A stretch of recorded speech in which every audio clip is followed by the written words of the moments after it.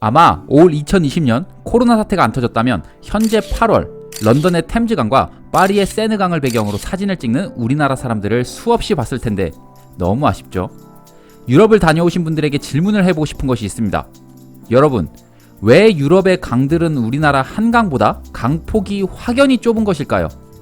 아마 유럽 여행을 다녀온 분들 중에 이에 대해 인식조차 못하는 분들이 있을 것이고 그냥 궁금증이 없어서 지나치는 경우가 많을 텐데요.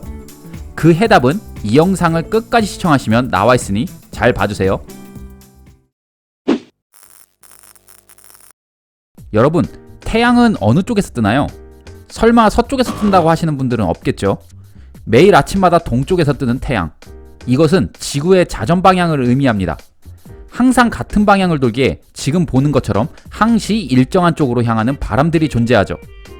우리가 위치한 북반구의 북위 30도에서 60도의 거의 모든 나라들은 편서풍의 영향을 받습니다.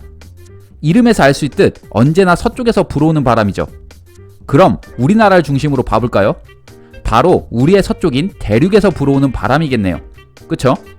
그럼 우리와 같이 편서풍의 영향을 받는 같은 영역대의 유럽을 보겠습니다. 이곳은 우리와 다르게 대서양에서 편서풍이 불어옵니다.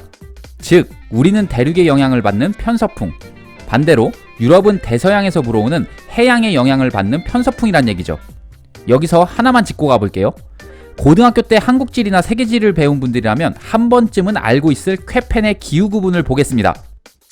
100여 년 전 독일의 기상학자 블라드미르 쾌펜에 의해 만들어졌고 추후 루돌프 가이너가 더욱 보완한 것으로 쉽게 말하면 세계 각 지역별 기후 특성 및 유형 등을 나눈 기후 구분표로 이해하시면 됩니다. 조금 더 자세히 들여다보면 1, 2, 3차 기후 구분으로 세밀하게 나뉘는데 온도대, 기후, 세부 기온을 기초로 그에 맞는 알파벳 대소문자를 이용해 특정 지역에 알맞은 알파벳을 부여해서 정확한 기후 특성을 나타냅니다. 말이 복잡한데 예로 볼게요. 쾌펜의 기후 구분도로 보면 서울은 CWA와 DWA로 나타납니다. 세 알파벳 중 첫 번째 문자는 대문자로 쓰며 온도대를, 두 번째 문자는 강수량 및 습도를, 마지막 세 번째는 소문자 알파벳으로 세부 기온을 나타냅니다. 서울의 기후 구분 중 첫 번째 대문자 알파벳 C는 온대 기후를, D는 냉대 기후를 의미하죠.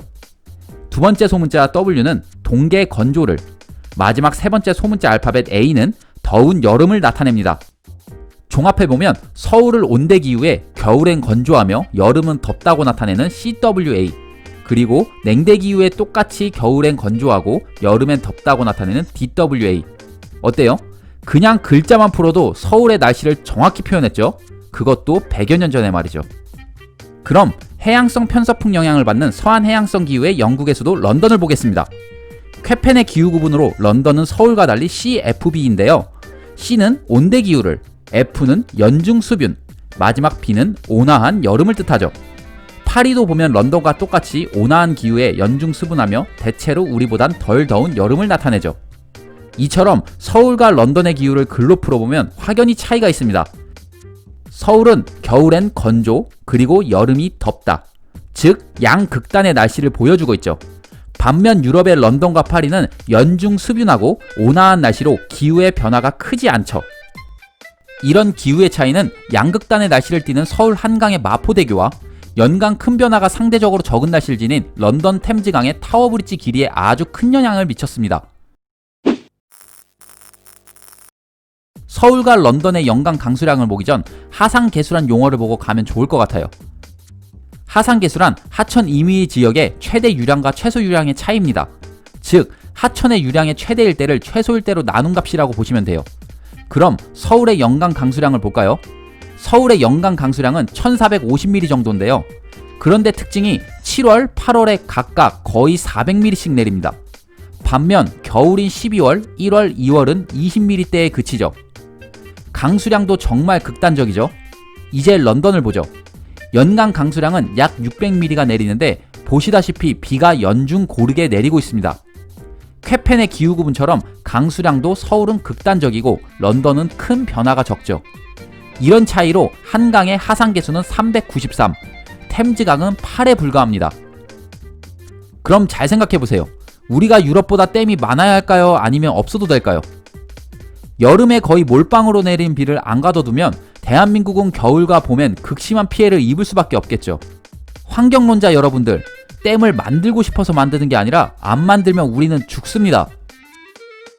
지금까지 대륙성 기후 영향을 받는 우리나라와 서한 해양성 기후의 서유럽 간의 차이를 이해하셨을 거라 굳게 믿으며 또 한 번 질문하겠습니다.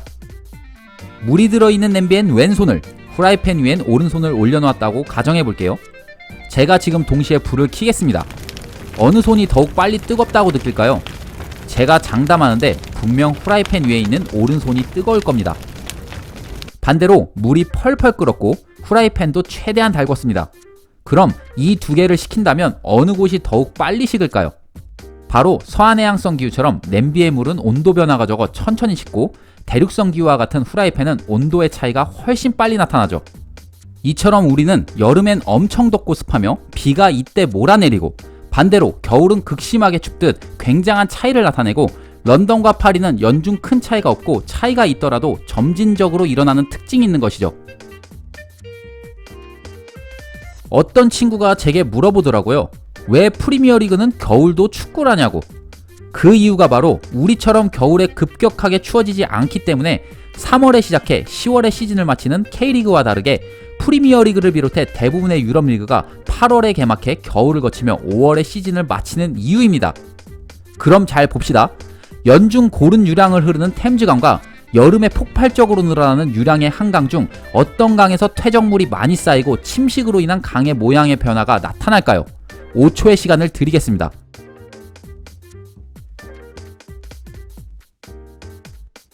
당연히 한강이겠죠. 여름에 힘이 넘치는 물살에 많은 모래가 이동할 테고 그 힘으로 강의 곳곳을 때리는 물살의 위력이 다를 테니까요. 이러한 이유로 우리나라의 강들이 유럽의 강보다 넓은 이유고, 그만큼 퇴적물이 강바닥에 금방 쌓여 올라와 홍수 위험이 월등히 높아지는 것이죠. 즉, 우리는 유럽보다 강에 대한 치수 관리를 더욱더 엄격하게 하지 않으면 항상 홍수의 극심한 고통을 겪을 수밖에 없습니다. 간단하게 한강이 유럽의 강보다 폭이 넓은 이유를 알아봤는데요. 최근 역대급 장마로 인한 홍수로 많은 분들이 피해를 입었습니다. 더욱 안타까운 것은 아직도 우리나라의 강을 개발하는 것에 대해 극심한 반대를 하거나 비과학적으로 부정적인 주장을 하는 사람들이 있습니다. 이 영상을 제대로 이해하신 분들은 과연 누가 우리의 삶을 파괴하는지 명확히 인지하셨을 거라 확신합니다. 이 세상에 순응하며 자연 그대로 살 것인지, 아니면 이를 극복하고 보다 나은 삶을 누릴 것인지 여러분이 선택하시면 됩니다. 시청해주셔서 감사합니다.